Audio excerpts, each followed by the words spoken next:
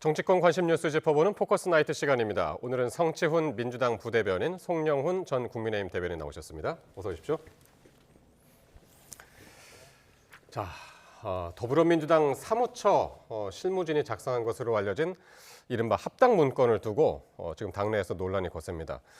먼저 성치훈 부대변인님, 이거 문건 내용이 구체적으로 어떤 게 담겨 있었습니까? 일단 조국혁신하고 합당을 하게 될 때 어떻게 추진할 것인가에 대한 구체적 내용이 담긴 문건인데요. 그러니까 A4용지 7장이 될 정도로 내용이 좀 많습니다. 일단 일정에 대한 내용들이 있고요. 언제까지 어떤 절차를 밟아서 그래서 2월 말에서 3월 초 정도에 합당을 완료한다라는 내용이 일단 들어가 있고요. 그리고 조국혁신당과의 합당 방식. 그러니까 합당 방식에는 신설합당과 흡수합당이 있지 않습니까? 민주당 같은 경우에는 2014년에는 그 당시 그 안철수 대표가 이끄는 새정치연합과 신설합당을 했던 바가 있거든요. 그때는 이제 공동대표 체제를 했었습니다. 김한길 대표랑 안철수 대표. 그리고 2021년에 열린민주당과 합당할 때는 흡수합당이었습니다. 그렇기 때문에 열린민주당의 지명직 최고위원을 배분해 줌으로써 흡수합당을 했었는데 여기에 그 흡수합당과 관련된 내용이 들어가 있습니다. 조국혁신당의 지명직 최고위원을 배분함으로써 합당을 한다라고 담겨 있고 또 세부적으로는 이런 것도 있습니다. 그러니까 흡수합당을 하게 되기 때문에 민주당의 당원 강령을 좀 기준으로 아마 지방선거가 치러지게 될 텐데 거기에 탈당했던 사람들, 예를 들어 조국혁신당으로 갔던 사람들은 원래 그 공천에서 점수에 마이너스를 받게 되어 있거든요. 이런 것들을 마이너스를 주지 않고 조정한다. 이런 내용까지 담겨 있어요. 그러니까 만약에 합당을 하게 될 경우 아주 구체적인 시나리오가 다 담겨 있는 건데 다만 이 내용에 대해서는 저는 사무처 차원에서는 준비를 할 수밖에 없는 것이다라고 생각합니다. 당대표가 제안을 했고 지금 최고위원 안에서 지금 논쟁이 아주 격해지고 있긴 합니다만 사무처 입장에서 만약에 이것이 합의가 돼서 추진이 됐을 경우 어떤 시나리오를 밟아야 되는지에 대해서는 사무처 차원의 준비가 분명 필요하기 때문에 이건 사무처의 잘못이라기보다는 저는 결국 지도부에서 합의가 안 되고 있고 좀 논쟁이 격화되고 있는 거기에 문제가 있는 것이지 문서 자체 작성에 대해서는 저는 문제가 있다고 보지는 않습니다. 그러니까 굉장히 구체적인 시기하고 방식, 또 이제 지명직 최고위원 배분까지 그런 문제까지 이제 다 구체적으로 담겼지만 사무처로서는 할 수 있는 작성이었다. 이제 그렇게 보시는 거고요. 문건의 내용이 민감할 수는 있겠습니다만 지금 눈여겨봐야 될 것은 문건의 내용 자체보다도 이 문건에 대한 민주당 내부의 반응이겠죠. 그러니까 바람이 불어서 나뭇가지가 흔들리면 그 나뭇가지를 볼 것이 아니라 바람이 어디서 불어오는지를 봐야 됩니다. 우리가 정당 간에 합당을 하는데 당 지도부가 합당을 추진하면은 사무처로서는 실무적으로 일정을 짜보고 세부적인 방안을 검토하는 건 당연한 일이에요. 그걸 정당에 몸담고 있는 사람들이 모르지 않습니다. 그런데 지금 민주당에서 이 합당에 반대하는 최고위원들은 이 문건을 명분으로 또 합당에 대한 완강한 반대를 표명하고 있는 것 아니겠습니까? 그러한 반대가 이른바 친명계를 위주로 이루어지고 있다는 것. 결국 그 이면에는 정청래 대표에게 이 합당이 연임 도전에 유리하게 작용하는 것이고 그러한 연임이 성공하는 것만은 좌시하지 않겠다라고 하는 의도가 있는 것이 역력하게 읽힙니다. 그런데 다른 한편으로 이 합당을 강고하게 추진하고 있는 쪽에서도 왜 이것이 민주당 전체 이 시점에 하는 것이 이익이 되느냐 여기에 대해서는 정확하게 말하지 못하고 어쨌든 지방선거 전에 해야 된다라는 것만 강변하고 있는 실정 아니겠습니까? 그렇기 때문에 민주당에서 이 합당을 둘러싼 내용에는 세 가지가 없다고 보여집니다. 첫째, 국민의 삶이 없고 두 번째, 당원의 의사가 온데간데 없고 세 번째로 정치적인 진솔함이 없다. 저는 이렇게 평가합니다. 어쨌든 이게 당권을 가지고 이루어지고 있는 이슈다. 지금 이렇게 말씀하시는 것 같은데요.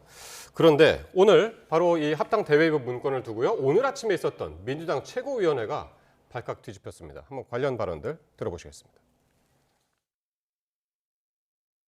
이번 합당 제안이 처음부터 결론을 정해놓은 답정너 합당이었다라는 정황이 드러났습니다. 최고위를 피칭한 데 이어 이제는 당원 투표마저 거수기로 만들려 했던 것 아닙니까? 대표께서는 몰랐다고 하십니다만 진짜 대표께서 몰랐는지 이 작성 시점이 언제였는지 이것과 관련해서 조국 대표와 논의가 있었는지 지분 안배가 있었는지 밝게 됩니다. 정식회의에 보고되지도 않고 또 논의되지도 않고 실행되지도 않았던 이런 실무자의 작성 문건이 유출되는 일종의 사고가 있었습니다. 이 부분에 대해서는 사무총장께서 누가 그랬는지 엄정하게 조사해 주시고 어쨌든 이 이른바 합당 문건이 오늘 아침 일간지에 한번 실려서 아침 이 최고위원 회의가 이 논란으로 상당히 이제 목소리가 커졌었는데 일단 지금 합당 미략설이라는 게 나왔습니다. 국무위원하고 한 의원하고 나눴던 텔레그램 메시지. 거기서 이제 미략이라는 얘기가 나왔었는데 그 미략설이 확인이 됐다. 지금 이렇게 얘기하고 있네요. 비당권파에서는. 그러니까 미략설까지 보기는 어렵겠습니다만 그만큼 지금 합당을 둘러싼 논의가 사실 신뢰가 붕괴된 상태에서 이루어지고 있다라고 볼 수 있을 것 같아요. 왜냐하면 미략이라 보긴 어려운 이유는 조국혁신당은 저희 당에서 뭔가 흡수합당식의 뉘앙스를 띠자 그거에 대해서 상당히 불쾌감을 표했었거든요. 조국혁신당의 DNA를 지키겠다라는 식의 발언이 나오는 등 뭔가 흡수합당 자체에 대한 반발이 있었기 때문에 만약에 미략이 있었고 합당 방식에 대한 이미 합의가 있었다면 그 문건에 흡수합당에 대한 내용이 구체적으로 담기진 않았을 거라 봅니다. 다만 제가 아까 말씀드린 것처럼 이미 논의 자체가 신뢰를 잃은 채 진행이 되고 있습니다. 왜냐하면 정청래 대표가 반발을 하고 있는 최고위원들도 따로 식사도 하고 뭐 점심 저녁 가릴 것 없이 식사를 많이 하고 계신 걸로 알고 있는데요. 그렇고 또 초선 의원들도 만나고 중진 의원들도 다 만나고 있습니다만 그러면서도 그들의 의견을 들으면서 계속해서 결국 당원에게 물을 것이다. 결국 아무리 그렇게 반대를 해도 나는 당원에게 물을 것이다. 결국 강행하겠다라는 지금 의지를 표명하고 있기 때문에 그러니까 지금 반대를 표하는 사람들 입장에서는 우리의 얘기를 들어주는 척만 했고 사실상 뒤에서는 이 시나리오를 준비하고 있었던 건 아니냐. 신뢰가 붕괴됐기 때문에 미략설까지 뭔가 발전을 하면서 의심을 할 수밖에 없는 상황이기 때문에 사실상 이 문제를 해결하기 위해서는 정청래 대표께서 지금 내가 강행하지 않겠다라는 의지 표명만 해주시면 됩니다. 이거에 대해서 뭐 원문 공개라든지 이런 거 다 볼 필요도 없습니다. 사실 지금 이렇게 최고위원이 반발을 많이 하고 있으니 제가 강행 안 하겠습니다만 한다면은 이 문건에 대해서 그렇게 크게 문제 삼을 건 저는 아니라고 보고 있습니다. 강행하지 않겠다라는 얘기를 해야 된다라고 말씀하셨는데 오늘은 이렇게 얘기했습니다. 실무자 문건 유출 사고다. 그러니까 엄정하게 조사해라라는 이제 지시를 내렸는데, 그러니까 이 안에 담긴 문건 내용보다는 어떻게 작성됐는지보다는 그게 유출된 경위. 여기에 좀 더 무게를 싣고 있는 것 같아요. 그렇습니다. 상식적으로 생각해 볼 때 저 문건이라고 하는 것을 만들거나 보고받아 본 쪽에서 유출해서 언론에 나갔을 가능성은 거의 없다고 봐야 되겠죠. 그러면은 정청래 대표로서는 저 문건 유출이라고 하는 것이 결국 자신이 드라이브를 걸고 있는 합당 시도에 대해서 반대하는 정치행위다라고 평가할 겁니다. 그렇기 때문에 아마 엄정하게 조사하라라는 말을 한 것 같은데요. 이 지점에서 눈여겨볼 것은 정청래 대표가 조국혁신당과의 합당을 되물리거나 유보할 가능성이 현실적으로 없다는 겁니다. 지금 이 합당 제안을 한 것이 지난 1월 22일이니까 오늘로써 벌써 보름 됐거든요. 그리고 정청래 대표는 굉장히 목적지향적인 모습을 최근에 보여주고 있습니다. 1인 1표제가 한 번 중앙위에서 부결됐는데 결국 다시 상정해서 가결시켰잖아요. 그 배경에는 지난번 전당대회 때 박찬대 후보에게 대의원 투표에서만큼은 6.2%를 패배했던 그 부분이 있습니다. 그렇기 때문에 앞으로 연임 도전하는 과정에서 발생할 수 있는 리스크를 제거하겠다는 거거든요. 마찬가지로 이 합당도 자신의 연임을 위한 사전 포석이라는 점으로 보면은 역시나 물릴 가능성이 없다. 그리고 그러한 의지를 문건 유출에 대해서도 엄정하게 조사하라라고 하는 것으로 표출한 것으로 보이는데 결국 이런 태도를 고수한다면은 민주당 내부에서 이 합당과 관련된 내용은 다음 주, 다다음 주까지도 계속 가라앉지 않고 저희 나이트 포커스에서 아이템으로 다루게 될 것 같다. 이런 말씀을 드립니다. 알겠습니다. 그 얘기를 이제 계속 할 텐데 녹취를 하나 듣고 오겠습니다. 이 조국혁신당하고 이제 합당 제안 이후에 당내 갈등이 이렇게 격화하자 정청래 대표는 일단 이 경청 모드에 들어간 모습인데요. 오늘은 3선 의원들을 만났습니다. 한번 직접 목소리 들어보겠습니다. 나라의 주인이 국민이듯 당의 주인은 당원입니다. 이 합당 문제는 전당원 토론과 전당원 투표 등 지켜야 되는 당헌 당규가 있습니다. 이번 합당 논의 역시 그 연장선상에서 우리 당이 마치 블랙홀에 빠지는 것처럼 모든 일들이 합당 얘기에 좀 그냥 빠져들고 있습니다. 대표님과 그 최고위원님들께서 결자해지의 자세를 가져줬으면 좋겠다. 그리고 어쩌면 여기에 빠져들었다가는 호미로 박을 걸 가래로도 박지 못할 사태도 걱정하지 않을 수 없다. 앞서 송춘 부대변인께서 이제 강행하지 않겠다는 얘기만 하면은 이제 깔끔하게 이게 정리될 거다라고 하셨는데 일단 정청래 대표는 당의 주인은 당원이다. 합당 결정권은 대표에게 없다라고 얘기를 하면서 전당원 투표를 하겠다라는 의지를 지금 보인 것 같습니다. 근데 이 전당원 투표를 하더라도 그러면 기준을 뭘로 할 것인가가 좀 결정이 되어야 된다고 보고요. 국가를 운영할 때도 국가의 주인은 국민이잖아요. 근데 모든 국정 운영을 할 때 국민들께 다 일일이 다 물어보지는 않습니다. 물론 가장 중요한 헌법을 바꿀 때 개헌을 할 때는 최종 그 진행 절차는 국민 투표이긴 합니다만 예. 사실상 그 이전에 국민들에 의해서 선출된 국회에서 그리고 아니면 대통령이 뭔가 발의를 하고 국회에서 논의를 해서 개헌선을 통과시켜야 3분의 2 이상의 찬성이 있어야 뭔가 그거에 대해서 최종 주인인 국민들이 국민 투표를 하시는 겁니다. 예. 전 당 운영도 크게 다를 건 없다고 생각합니다.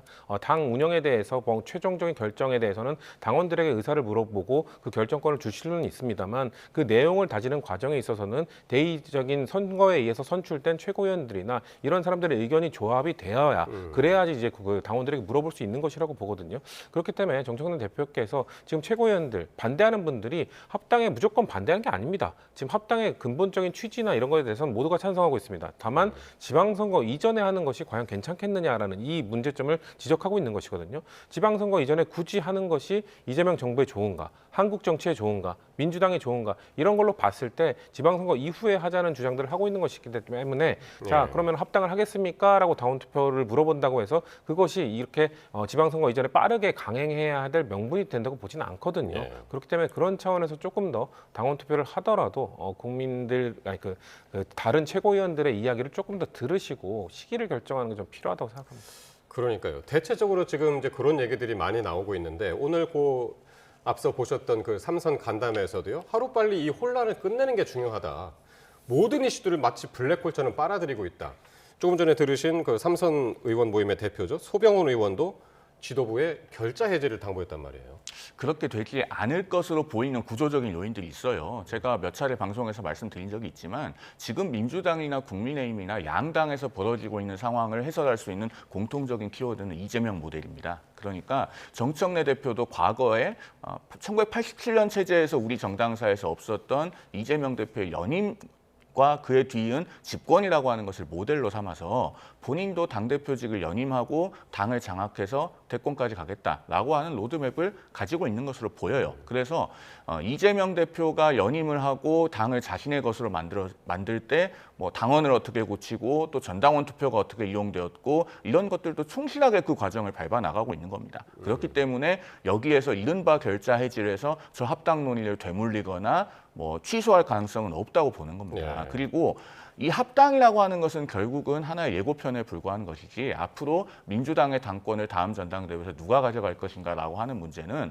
본질적으로 현직 대통령의 의중과 거리가 먼 당대표가 차기 총선 공천권을 가지도록 허락할 것이냐, 용인할 것이냐의 문제와 직결되기 때문에 네. 2라운드, 3라운드, 4라운드가 계속 남아있다고 보여집니다. 그러니까 합당이 되더라도 그 이후에 내부의 복잡한 정치적 이해관계를 공천이라고 하는 과정을 통해서 어떻게 조정해 나갈 것인가. 여기에서 내용이 또 한 번 불거질 가능성이 있고 또 다음 전당대회에서는 대통령의 의중이 실렸다고 하는 후보와 정청래 대표 간의 사생결단이 되는 그런 전당대회 양상이 벌어질 수 있고 만약에 정청래 대표가 연임에 성공한다면 그 이후에 여권의 지형이 예상하지 못한 방향으로 격변할 수도 있다라는 예상을 해봅니다. 네.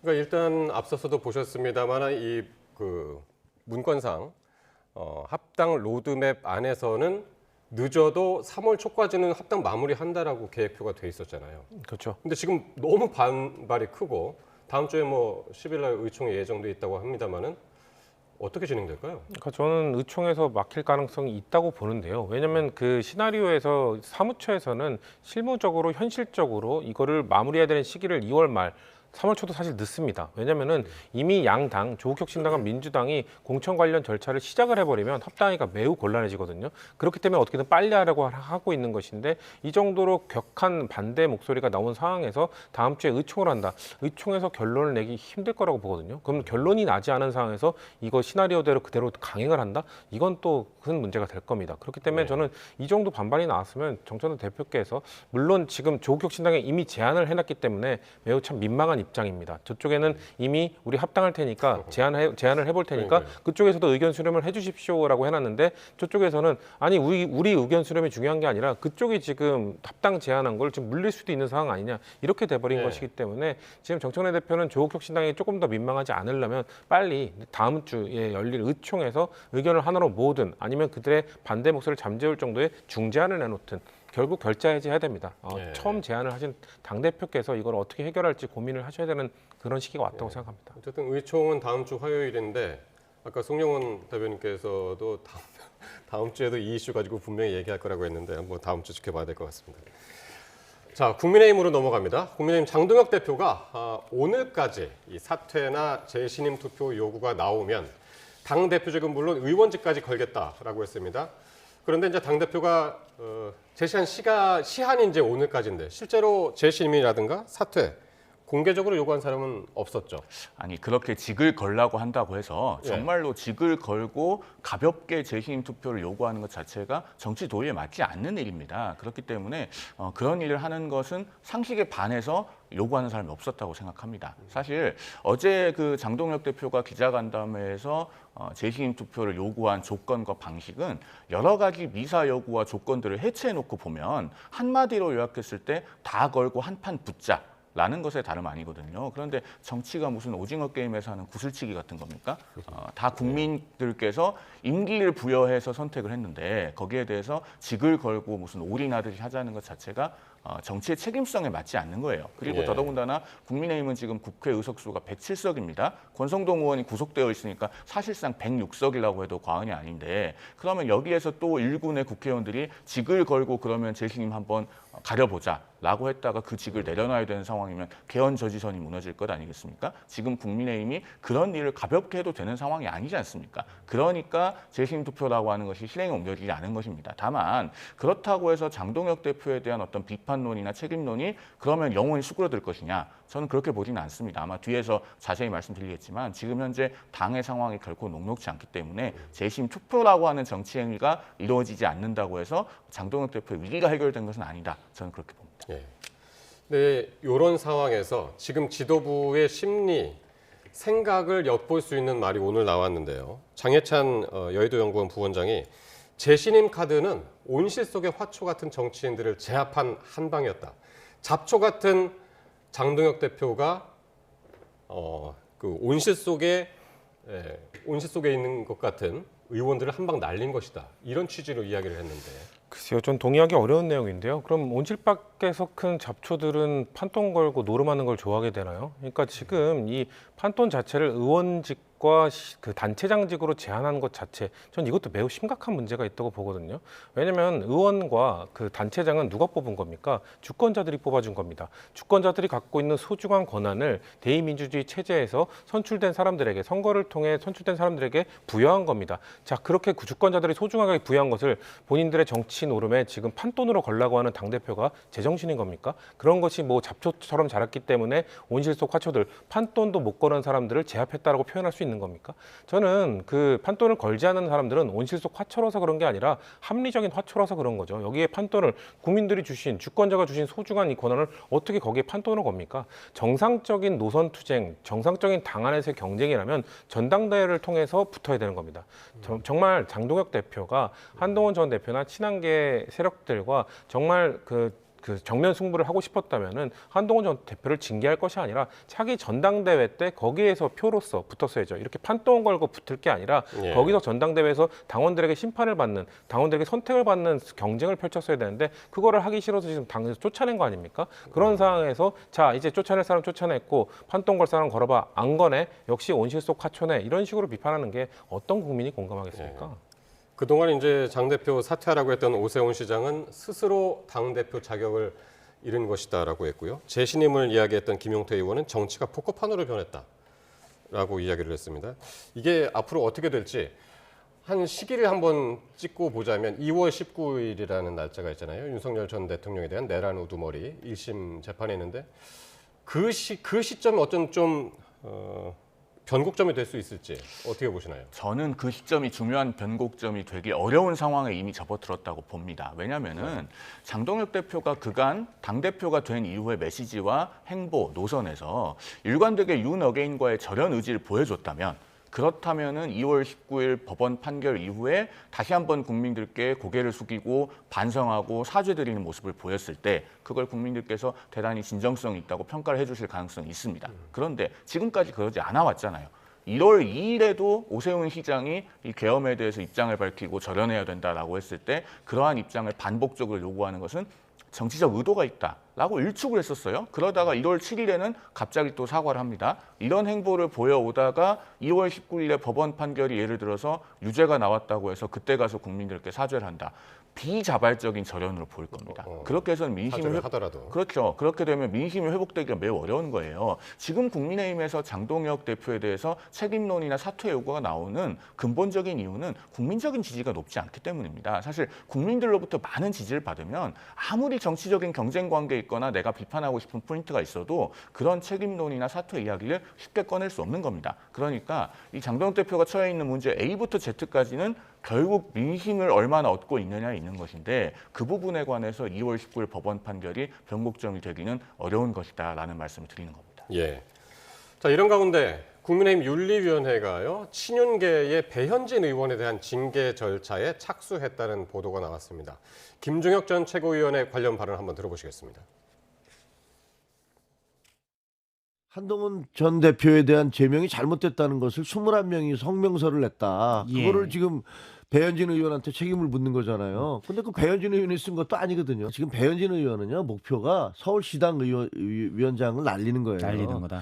서울시당 위원장이 지방선거를 앞두고 비례대표 공천권도 있고 서울 시내에 있는 40개가 넘는 당협들에 대해서 공천 영향을 행사할 수 있잖아요. 예. 원래 서울시당 위원장을 조정훈 의원을 시키려고 했었잖아요. 근데 배현진 의원이 됐단 말이에요. 네. 얼마 전에는 이제 배현진 의원이 윤리위에 제소됐다는 소식을 전해드렸는데 오늘은 윤리위가 회의를 열고 본격적으로 논의를 시작했다라는 이제 그 보도가 나왔고요. 김종혁 전 최고는 지방선거를 앞두고 서울시당 위원장을 날리려고 하는 것이다 이렇게 이야기를 했는데 어떻게 들으셨습니까? 뭐 맞는 분석이라고 보고요. 윤리위가 이미 답을 정해놓은 게 아닌가라고 저는 생각을 하고요. 근데 이런 절차들이 지금 사실상 유튜버 고성국 씨가 말하는 대로 되고 있는 느낌이거든요. 한동훈 전 대표 쫓아내야 된다. 그 다음은 오세훈 시장이다. 그 다음은 배현진 의원이다. 이거 다 유튜브에서 유튜버가 하던 얘기거든요. 이런 것들이 실제로 진행이 되고 있다. 근데 지금 저 말을 한 김종혁 전 최고도 이제 거의 탈당이 완성이 된 거잖아요. 네. 저분도 결국 당대표 제명이, 비판, 예. 그렇죠. 제명이 완성된 거잖아요. 당대표를 비판하다가 지금 결국 쫓겨나게 된 거고 배현진 시당위원장 같은 경우는 그 당시에 당권파가 아닌 분과 결국 붙어가지고 선거를 통해서 된 분으로 알고 있습니다. 그런 분도 지금 당대표가 쫓아낸 사람에 대한 제명 반대 성명을 주도했다. 지금 주도한 것도 명확하게 아닌 걸로 알고 있는데 거기에 관련되어 있다는 이유로 시당위원장을 박탈하겠다. 전 이것도 과연 국민들께서 어떻게 보실까? 지금 국민의힘의 당 운영이 지금 당대표에게 조금 거슬리면 아니면 당대표가 한 행동에 대해서 조금이라도 이의를 제기하면 다 쫓아내는 아니면 그 갖고 있는 당직을 박탈해버리는 이 수순으로 가고 있거든요. 예. 이게 지금 북한과 뭐가 다릅니까? 본인들이 그렇게 북한을 비판하면서 북한과 닮아가고 있는 모습들을 보이고 있는지는 않은지 되돌아봐야 되는 시점이라고 저는 생각합니다. 그러니까 오늘 국민의힘 윤리위에서 배현진 국민의힘 서울시당 위원장을 지금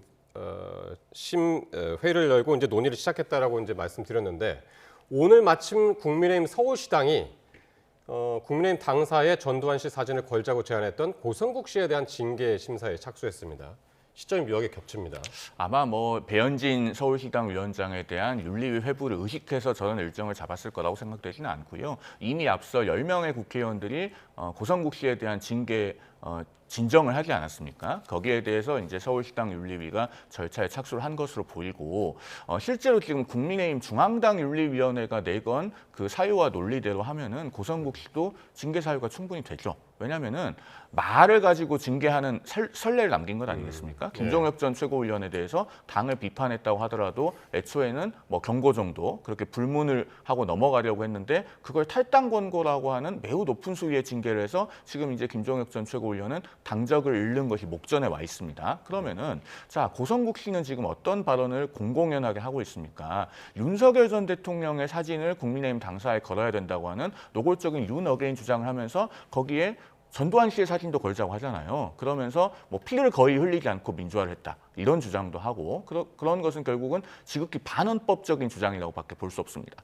품위유지 의무 위반, 더 나아가서는 당에 크게 해를 미치는 해당 행위도 될 수 있는 거예요. 그러면 만약에 국민의힘 중앙당 윤리위원회가 이 서울시당 윤리위가 심의 중인 사안을 가져가서 징계를 하지 않고 기각을 한다. 그러면은 김종혁 전 최고위원에 대한 사례와는 정면으로 모순이 되는 것이고 네. 결국 국민의힘 윤리위원회라고 하는 것이 앞서 성치훈 부대변인도 말씀하셨지만은 반대파를 제거하고 축출하고 숙청하기 위한 뭐 중국 공산당의 기율검사위원회처럼 운영되는 것이 아니냐라고 하는 비판으로부터 자유롭기가 어렵게 될 거라고 봅니다.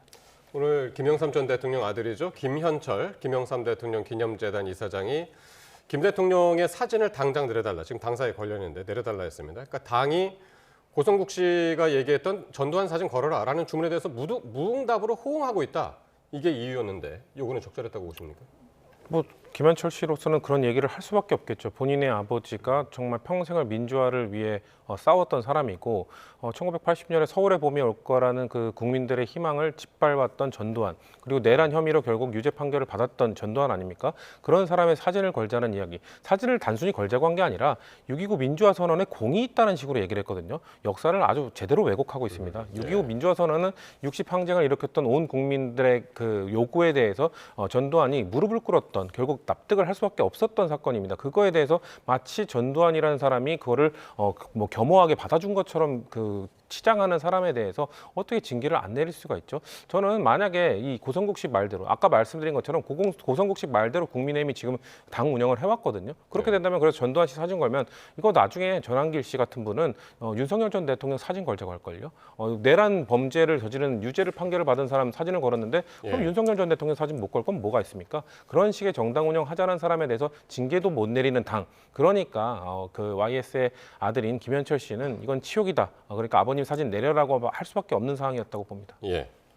한동훈 전 대표가 이제 제명이 됐고, 그리고 김종혁 전 최고위원이 사실상 제명이 됐고, 지금 이제 배현진 의원에 대해서 이제 그 징계 절차에 들어갔단 말이에요.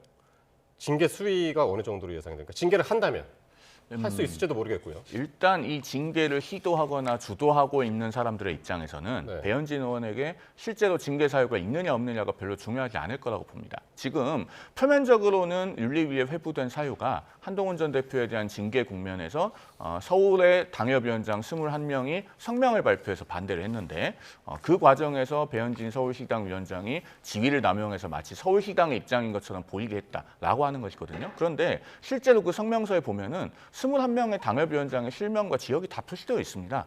누가 봐도 서울시당의 입장이 아니라 그 당협위원장들이 연명해서 낸 성명서라는 걸 알 수 있어요. 그래서 징계 사유가 터무니없는데 다만 저도 닷새 전에 어떤 말을 들었는가 하면은 우리 당에 오래 몸담고 있는 어떤 분으로부터 서울시당도 얼마든지 사고당으로 만드는 것이 불가능하지 않다라는 이야기를 한 사석에서 들었습니다. 예. 그래서 제가 반신반의했는데 실제로 지금 이런 일이 벌어지고 있어요. 그리고 사고당이라면 위원장이 없는 시당위원장이 사고 상태인 걸 말하는 사고 상태. 거죠. 그러니까 직무가 정지된다든가 뭐 이런 걸 말하는 겁니다. 그런데 실제로 지금 이런 일이 벌어지고 있어요. 그리고 매우 공교로운 것이 어제 국민의힘 중앙당에서 인구 50만 이상의 기초자치단체는 단체장 후보를 중앙당에서 직접 심사해서 공천하겠다라고 하는 방침을 발표했죠. 서울에서 적용이 되는 곳은 딱 세 곳입니다. 송파구, 강남구, 강서구. 그런데 강서구는 2023년 보궐선거 때 국민의힘이 17% 차이로 진 곳이에요. 사실상 해당되는 곳은 송파구와 강남구인데 송파갑에는 친한계 박정훈 의원, 송파을에는 지금 우리가 이야기하고 있는 배현진 서울시당 위원장, 그리고 송파병에는 지난 전당대회에서 윤어게인 세력을 혹독하게 비판했던 김근식 당협위원장이 있습니다. 예. 그러면 이런 일련의 흐름이 외부에서 보기에는 어떻게 보이겠습니까? 또 내부에서는 어떤 이야기들이 나오겠습니까? 그러니까 이 윤리위를 정적 내지는 반대파에 대해서 봉쇄하거나 억압하는 수단으로 악용해서는 안 된다라는 말씀을 마지막으로 드리겠습니다. 예. 배현진 의원 본인도 이 징계 절차에 들어간 것에 대해서 상당히 지금 반발을 하고 있기 때문에 앞으로 전개되는 상황 같이 지켜보겠습니다. 지금까지 성치훈 민주당 부대변인, 송영훈 전 국민의힘 대변인과 함께했습니다. 고맙습니다.